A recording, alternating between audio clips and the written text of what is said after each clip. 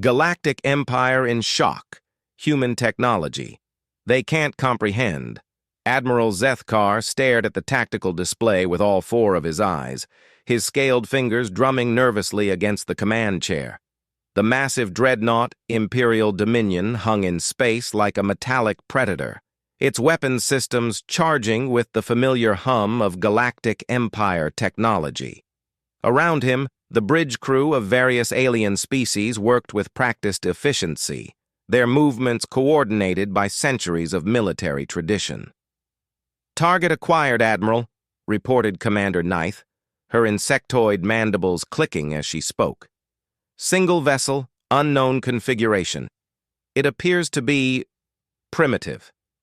Zethkar's reptilian features twisted into what might have been a smile. Another backwater species thinking they could challenge the might of the Galactic Empire. In his 300 years of service, he had seen this scenario play out countless times. Some newly spacefaring race would stumble into Imperial territory, make demands or threats, and then be swiftly educated about their place in the galactic hierarchy. "Magnify the image," he commanded, settling back into his chair. The main screen flickered and resolved into a clearer picture of the intruding vessel. What he saw made his blood run cold. The ship was unlike anything in the Empire's extensive databases. Where Imperial vessels were sleek curves of biometal and energy conduits, this craft appeared to be constructed from what looked like primitive steel and composite materials. It was boxy, angular, covered in strange protrusions and antenna arrays. Most disturbing of all, it was tiny compared to the Imperial Dominion, perhaps 1/100th the size. Yet it sat there in space as if it owned the entire sector. "Sir," Navigation Officer Talak spoke up, his tentacles writhing with agitation, "our sensors are detecting some unusual readings from that vessel. The energy signatures don't match anything in our databases." "Impossible," Zethkar snorted. "The Empire has cataloged every known form of spacefaring technology in the galaxy. Whatever primitive power source they're using, it's certainly nothing that could threaten us." He paused, studying the readouts more carefully. "Although, those energy levels do seem unusually high for such a small craft." The communications officer, a tall, gray-skinned humanoid named Vex Thul, suddenly straightened at his station.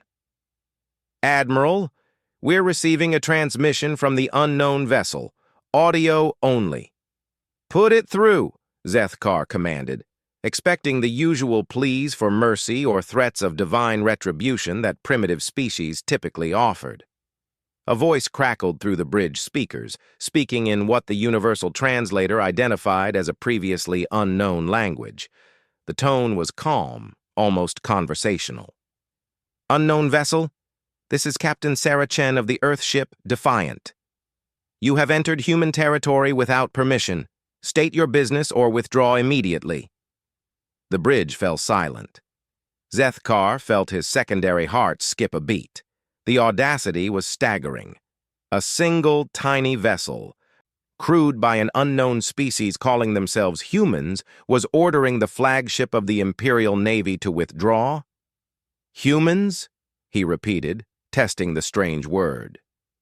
"Computer, search all databases for references to this species." "No matches found, Admiral," the ship's AI responded in its neutral tone. Zethkar activated his own communications array. "Attention, primitive vessel. You are addressing Admiral Zethkar of the Galactic Empire.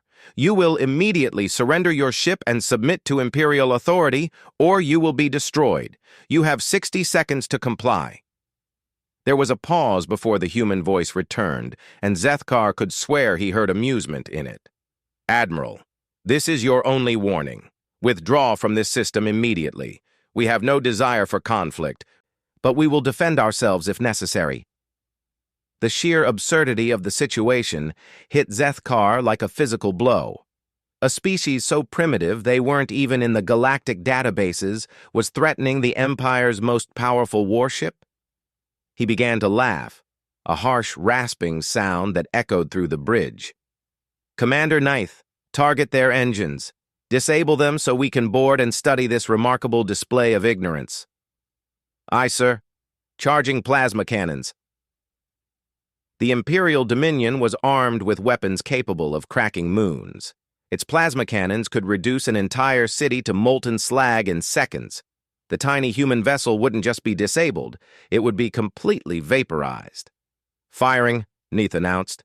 Brilliant beams of superheated plasma lanced out from the dreadnought, enough destructive force to level mountains.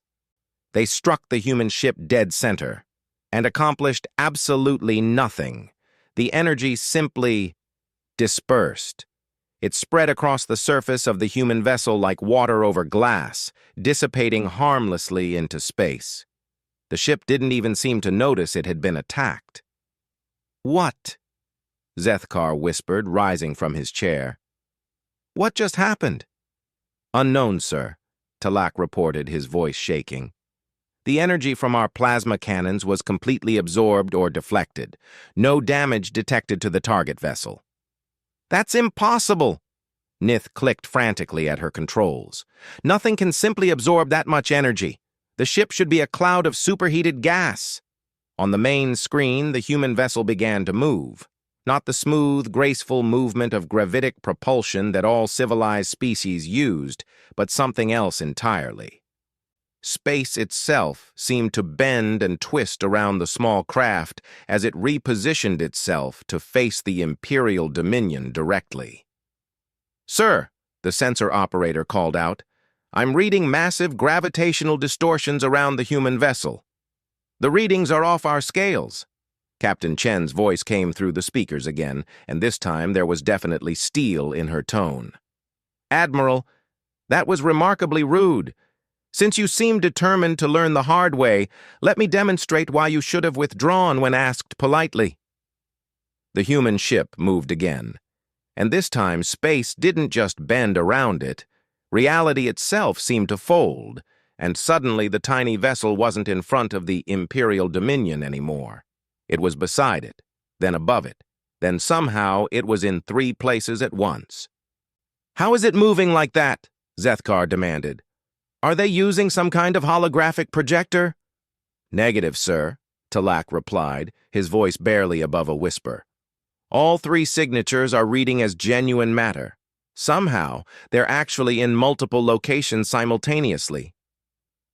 The impossible became even more impossible as the human ship seemed to stretch, extending itself along multiple dimensions that shouldn't have existed.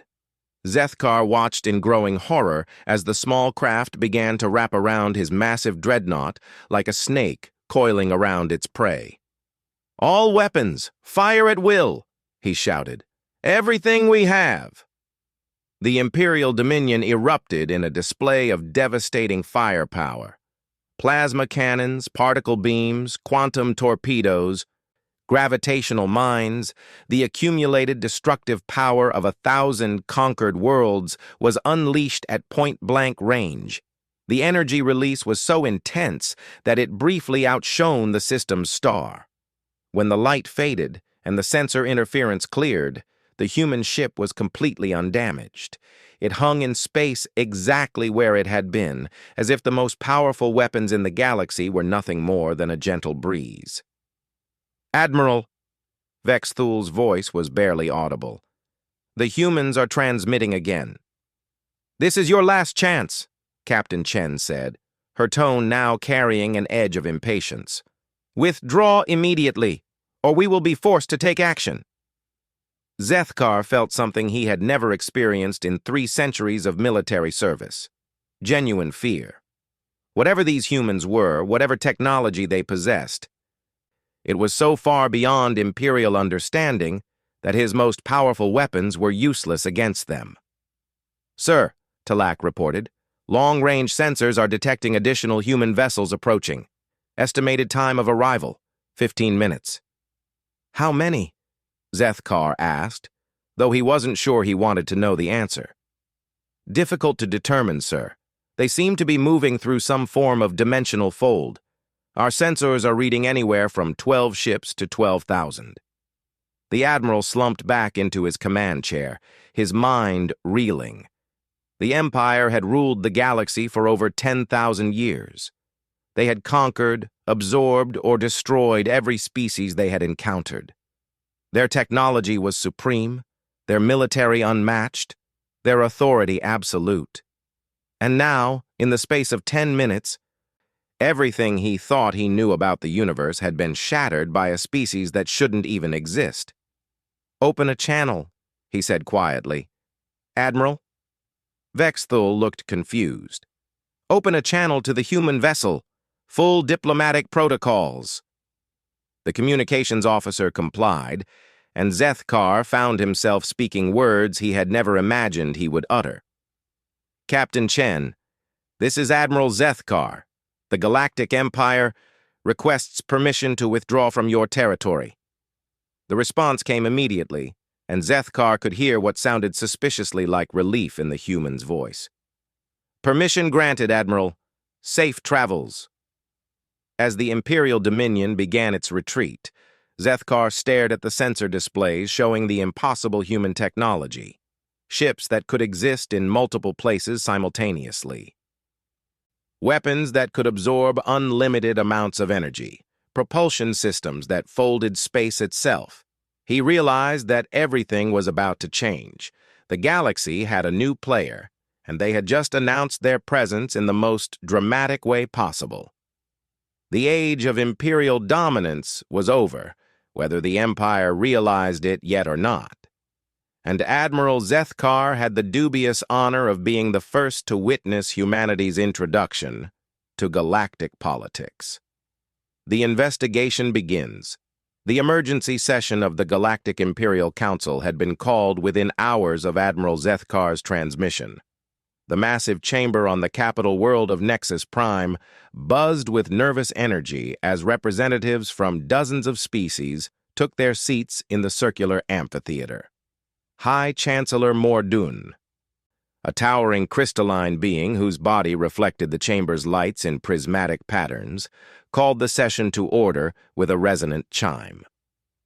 "We are here to address the unprecedented encounter in Sector 7G, the Chancellor announced, his voice carrying the authority of 10 millennia of imperial rule. "Admiral Zethkar, please present your report." Zethkar stood at the central podium, still shaken by his encounter with the human vessel.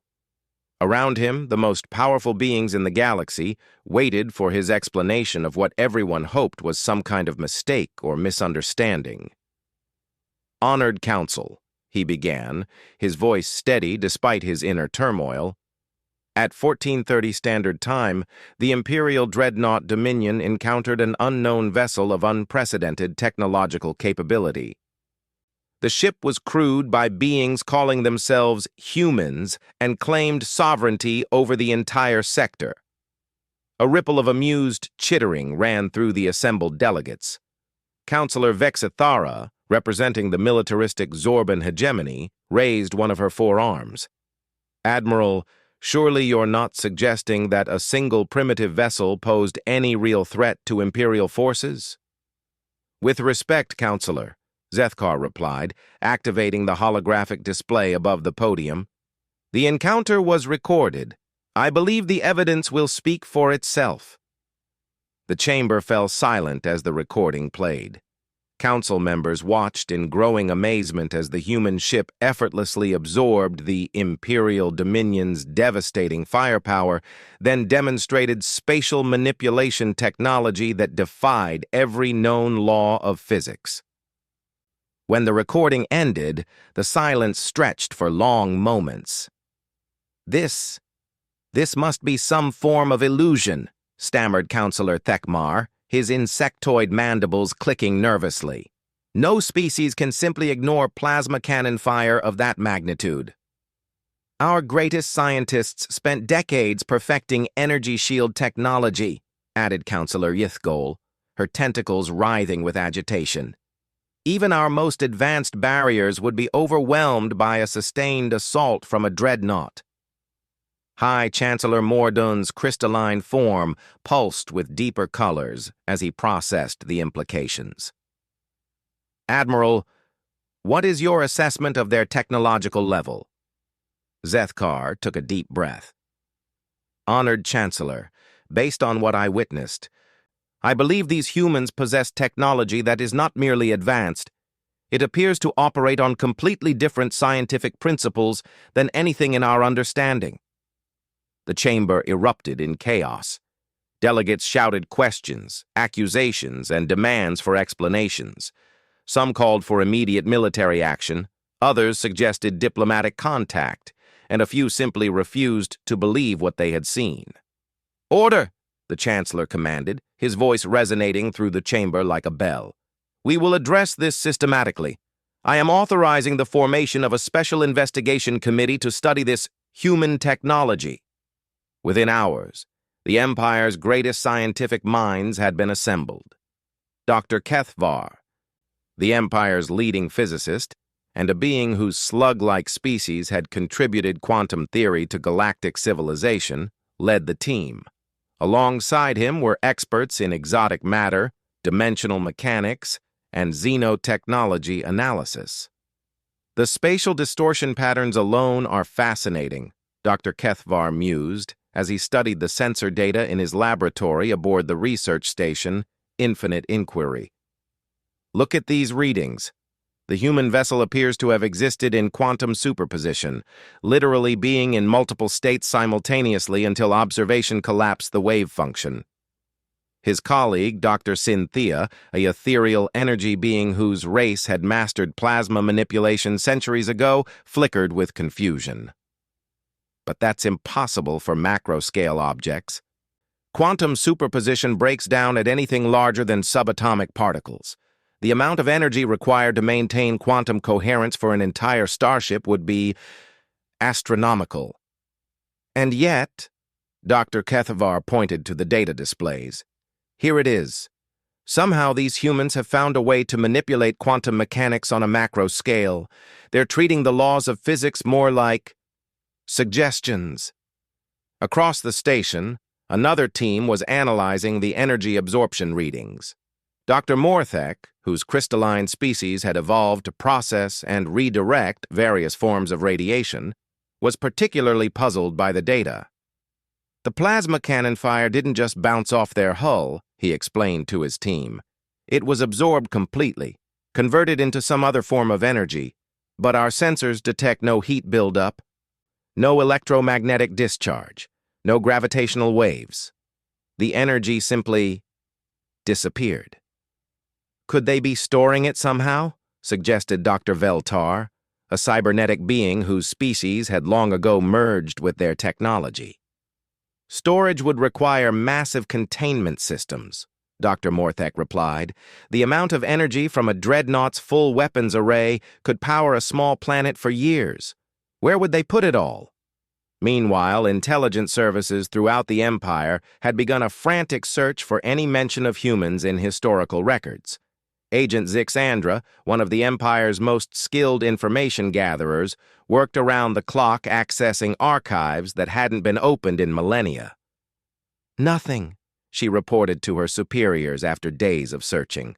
"No references to humans, Earth, or any of the terminologies detected in their transmissions. It's as if they simply didn't exist until that moment of first contact." Her superior, Intelligence Director Nixthul, found this deeply disturbing. "That's impossible. The Empire has records going back 15,000 years. We've cataloged every spacefaring species in the galaxy." "Unless," Zixandra said carefully, "they're not from this galaxy." The suggestion sent chills through the intelligence division. The idea of extragalactic species had always been theoretical. The vast distances between galaxies were considered insurmountable, even with the most advanced Imperial technology. Back on the research station, Dr. Kethvar had made a breakthrough that was equally troubling. "I've been analyzing the gravitational distortions around the human vessel," he announced to his team. "The patterns suggest they're not using any form of propulsion we understand. Instead, they appear to be manipulating space-time itself, creating localized distortions in the fabric of reality." "Space-time manipulation is purely theoretical," objected Dr. Cynthia. The energy requirements would be on the order of stellar outputs. No civilization could possibly— "Could they be tapping into dark energy?" interrupted Dr. Veltar. "Theoretical models suggest that dark energy makes up most of the universe's energy content, but we've never found a way to harness it." Dr. Kethvar's expression grew troubled. "If they've learned to manipulate dark energy, if they can bend space-time at will, then they're not just technologically advanced. They're operating on a completely different level of existence." The implications were staggering. A species that could manipulate the fundamental forces of reality wouldn't just be superior to the Empire. They would be to galactic civilization what galactic civilization was to primitive microorganisms. Word of the investigation's findings began to leak through Imperial channels. On military bases throughout the Empire, officers found themselves questioning everything they thought they knew about warfare and technology. In the civilian sectors, rumors spread of invincible aliens with godlike powers. Emperor Nalthok himself, the immortal being who had ruled the Empire for over 2,000 years, summoned his closest advisors for a private briefing. The ancient ruler, whose energy-based form had transcended physical limitations centuries ago, listened to the reports with growing concern. "Are you telling me," the Emperor said slowly, "that somewhere in our galaxy there exists a species whose technology is so advanced that our greatest weapons are completely useless against them?" "That appears to be the case, Your Imperial Majesty," replied General Kothrak, the Empire's supreme military commander. "Admiral Zethkar's encounter suggests that human technology operates on principles we don't even understand, let alone possess." "And they claimed sovereignty over an entire sector?" "Yes, Your Majesty. They treated our presence as an intrusion into their territory." The Emperor was quiet for a long moment, processing implications that went far beyond military considerations. The Galactic Empire's authority rested on technological and military superiority. If that superiority was an illusion, if there existed beings who could casually dismiss imperial might, then everything was about to change. "What do we know about their intentions?" the Emperor asked. "Unknown, Your Majesty," replied Intelligence Director Nixthul. "The initial contact was defensive in nature. They requested our withdrawal and only demonstrated their capabilities when Admiral Zethkar attempted to use force. They seemed reluctant to escalate." "Reluctant," the Emperor repeated. "A species with such overwhelming technological advantage was reluctant to use it?" "It appears so, Your Majesty." This was perhaps the most puzzling aspect of the entire situation. Throughout galactic history, whenever one species had developed significant technological advantages over another, they had used those advantages to expand their territory and influence. It was the natural order of things. Yet these humans had demonstrated power that dwarfed anything in the Empire's arsenal, then simply asked them to leave politely. As reports continued to flood in from the investigation, one fact became increasingly clear. Humanity represented something entirely new in galactic politics. They possessed technology that transcended current understanding, yet they seemed to have no interest in conquest or expansion.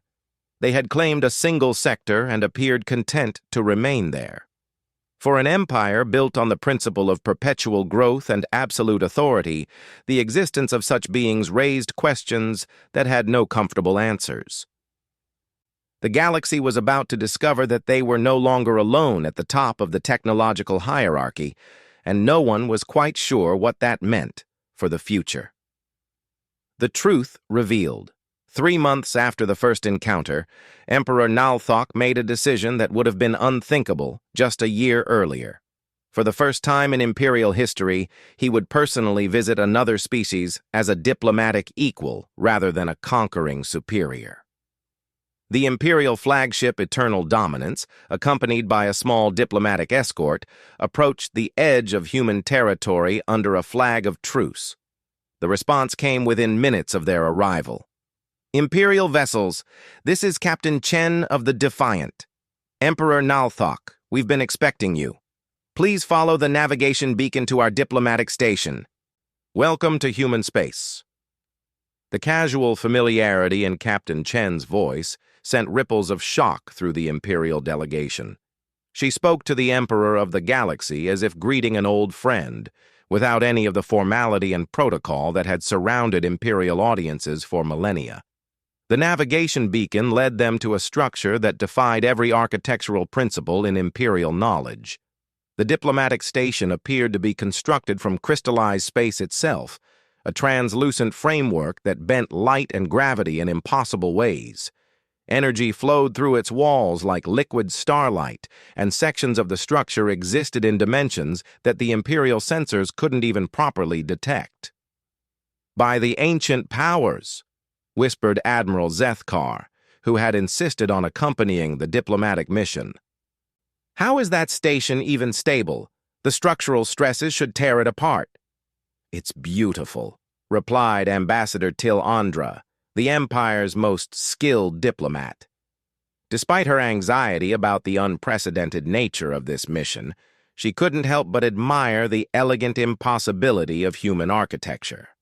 They were met in the docking bay by Captain Sarah Chen herself, and the first sight of a human in person provided another shock to Imperial sensibilities. She was smaller than most galactic species, bipedal, with pale skin and dark hair. She wore a simple blue uniform without any of the elaborate decorations that typically marked high rank among galactic civilizations. Most striking of all, she appeared completely ordinary. No visible technological augmentations, no energy fields, no signs of the advanced evolution that usually accompanied technological transcendence. "Your Imperial Majesty," Captain Chen said, offering a slight bow that was respectful but not servile. "Thank you for accepting our invitation. I'm Captain Chen, and I'll be your liaison during this visit." Emperor Nalthok studied the human carefully. In his energy-based form, he could perceive across multiple spectrums of reality, yet this small being somehow remained partially opaque to his senses, as if parts of her existed in dimensions he couldn't access. "Captain Chen," the Emperor replied, "I confess that your species has presented us with something unprecedented. We have ruled this galaxy for 10,000 years, and never encountered anything quite like your technology." "Well," Captain Chen smiled, "that's because we only arrived here about 6 months ago. Please follow me. Our representative is waiting to explain everything." As they walked through corridors that seemed to shift and flow around them, Captain Chen provided a commentary that only deepened the mystery. "The station adjusts its internal structure to accommodate different species' comfort requirements," she explained as the ceiling height modified itself to better suit the Emperor's energy form. "Temperature, atmospheric composition, gravity, even temporal flow can be adjusted as needed." "Temporal flow?" Ambassador Til Andra asked sharply. "You can manipulate time itself?" "Within certain limits," Captain Chen replied casually. "Time is really just another dimension after all. Once you understand how to fold space properly, adjusting temporal flow is just an extension of the same principles." They were led to a conference chamber that exemplified the casual impossibility of human engineering. The room existed in what appeared to be a stable pocket dimension, with windows that looked out onto several different star systems simultaneously. The furniture seemed to be constructed from crystallized mathematics, solid equations that somehow provided comfortable seating. Waiting for them was a woman who introduced herself as Dr. Elena Vasquez, Humanities Director of Galactic Relations. Like Captain Chen, she appeared utterly ordinary by Imperial standards. No visible augmentations, no energy fields, no signs of transcendent evolution. "Your Imperial Majesty," Dr. Vasquez said warmly, "welcome to human space. I imagine you have questions." "More than a few," the Emperor replied, settling his energy form into a chair that adjusted itself to accommodate his non-physical nature. Perhaps we could start with the most fundamental one. Who are you? Our records contain no mention of humanity, yet you possess technology that surpasses our understanding. Dr. Vasquez smiled and activated a holographic display that showed a familiar spiral galaxy. "This is your galaxy," she said. "The Milky Way, as we call it. And you're correct. Until 6 months ago, humanity had never been here."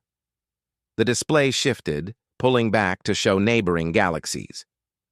"This is Andromeda, our galaxy of origin.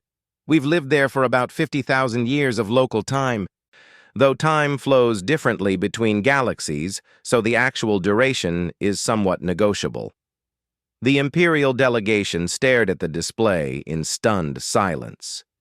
Extragalactic travel was considered impossible even in their most advanced theoretical frameworks. "How?" Admiral Zethkar whispered. "The distances between galaxies are inconceivable. Even at faster-than-light speeds, the journey would take millions of years." "Only if you insist on traveling through normal space," Dr. Vasquez replied. "Once you learn to manipulate dimensional boundaries, distance becomes somewhat optional. We can fold space so that Andromeda and the Milky Way are essentially adjacent." She gestured, and the holographic display showed space itself, bending and warping until the two galaxies appeared to touch. "But why come here at all?" Ambassador Tilandra asked. "If you've mastered such technology, why leave your home galaxy?" Dr. Vasquez's expression grew more serious. "We've been monitoring your galaxy for some time, and we've grown concerned about certain developments. The Galactic Empire's expansion pattern shows signs of approaching what we call a transcendence threshold, a point where your civilization will either evolve to the next level of existence or collapse entirely." Emperor Nalthok leaned forward, his energy form brightening with interest. "What kind of threshold?" "Your empire has grown to encompass most of your galaxy," Dr. Vasquez explained. "You've absorbed or destroyed nearly every other species you've encountered. But growth for the sake of growth is the ideology of a cancer cell. Eventually, you'll run out of things to conquer, and then your civilization will face a choice." The holographic display shifted to show various scenarios, some showing galactic civilizations achieving transcendence and moving to higher dimensions, others showing catastrophic collapse and the death of entire galaxies. Most civilizations at your stage either learn to transcend their physical limitations and become something greater, or they stagnate and ultimately destroy themselves. We're here to help ensure you choose the first option. "You're saying you came here to help us?" the Emperor asked, his voice filled with disbelief. "That's exactly what we're saying," Captain Chen interjected. "Humanity went through our own transcendence crisis about 20,000 years ago. We learned that the universe is far more interesting when it's full of diverse, thriving civilizations rather than empty space conquered by a single empire." Admiral Zethkar spoke up, his voice tinged with the military mindset that had defined his entire life. "But your technology, you could simply conquer us. Why offer cooperation instead?" Dr. Vasquez smiled sadly. "Admiral, when you were a child, did you ever step on an anthill?" Yes, I suppose I did." "Did you do it because the ants threatened you? Because you wanted their territory?" "No, it was just curiosity. Or accident." "Exactly. And that's what conquest looks like from our perspective. We could reshape your entire galaxy without effort, but what would be the point? It wouldn't be a victory. It would just be a child stepping on an anthill." "True strength isn't measured by what you can destroy, but by what you can create and nurture." The Emperor was quiet for a long moment, processing concepts that challenged everything he had believed about power and civilization. "What exactly are you proposing?" he finally asked. Dr. Vasquez activated another display, this one showing technological schematics that made Imperial science look like stone tools by comparison. We're offering to share certain technologies with your civilization, not our most advanced systems, but enough to help you move beyond the conquest paradigm. Clean energy sources that could eliminate resource conflicts. Medical technologies that could extend lifespans and improve quality of life. Agricultural methods that could feed entire worlds without environmental destruction. In exchange for what? Ambassador Tylandra asked suspiciously. Nothing, Captain Chen replied simply. Consider it a gift from one spacefaring civilization to another. The word gift hit the Imperial delegation like a physical blow. In their experience, nothing was ever given freely. Every transaction involved payment, conquest, or submission. This is... The Emperor struggled for words. Unprecedented. Why would you simply give us such technologies? Because, Dr. Vasquez said gently, that's what mature civilizations do. We help each other grow and evolve. The universe is vast enough for everyone to thrive. She gestured to the impossible architecture around them. Everything you see here, the dimensional engineering, the space-time manipulation, the energy systems, we developed all of this through cooperation and sharing of knowledge. Humanity didn't create these technologies alone. We learned from dozens of species in Andromeda, and they learned from us. That's how real progress happens. The implications were staggering. Everything the Galactic Empire had built was based on the assumption that technological advancement came through conquest and domination. The idea that progress could come through cooperation was so alien that none of them quite knew how to process it. Your Majesty, Admiral Zethkar said quietly, if what they're saying is true, if cooperation is truly more effective than conquest, then everything we've done for the past 10,000 years has been unnecessarily violent, Dr. Vasquez completed gently. Yes. But that doesn't make it evil or wrong, just immature. Every species goes through this phase. The important thing is growing beyond it. Emperor Nalthok found himself facing the most difficult decision of his long reign. Accept help from beings so advanced that his empire was essentially irrelevant to them, or continue down a path that these humans suggested led only to stagnation and collapse.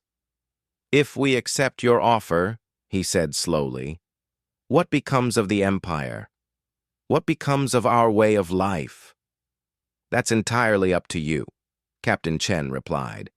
We're not here to force change, just to offer alternatives.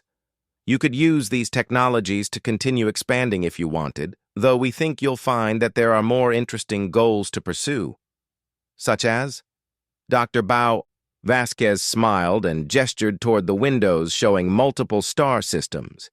Such as learning to create instead of just conquer, building things that last for millions of years instead of just until the next war, exploring dimensions of reality you never knew existed, helping other species achieve their own transcendence. As the meeting continued, it became clear that humanity wasn't just offering technology. They were offering an entirely new way of thinking about civilization itself. The Galactic Empire had spent 10 millennia proving its strength through domination. Humanity was suggesting that true strength lay in knowing when not to use your power at all. When the diplomatic session finally ended, Emperor Nalthok found himself in the unprecedented position of having to reconsider everything he thought he knew about ruling a galaxy. The humans had demonstrated that there were heights of achievement beyond anything he had imagined, and they were offering to help him reach them.